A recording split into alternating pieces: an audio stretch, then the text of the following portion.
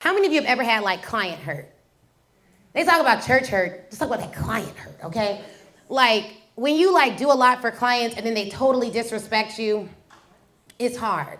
It's even harder when that line has been blurred between client and friend. And then it's even harder when it's like, dang, but I'm doing this for sisters. Like, how y'all doing me like this, you know? And then you be looking even worse because you like, if I was a man, you would have never done that. So it was all these levels that were playing in my mind, and I was just like, I just can't do it. Like, I just can't do it. And so I went to Ghana and did a sabbatical. And on my sabbatical, I was praying. I was like, God, I really got to figure out the psychology behind who you've called me to serve. And I started researching history. I started reading a book called Post-Traumatic Slave Syndrome. My friend gave me another book called You Don't Know the Trouble I've Seen, The Real Journey of a Black Woman Going Through Whatever. So I've been reading that.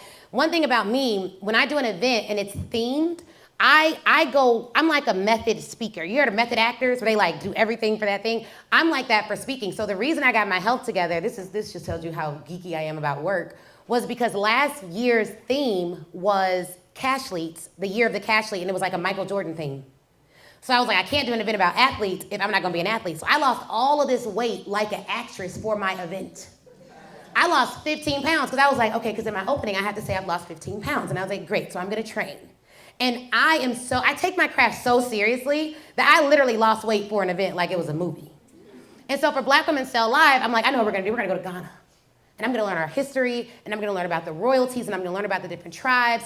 And then I started studying our culture, and then I also started reading the Bible, and I realized that when people would do stuff to Jesus, he wouldn't get mad at them, he had empathy towards them.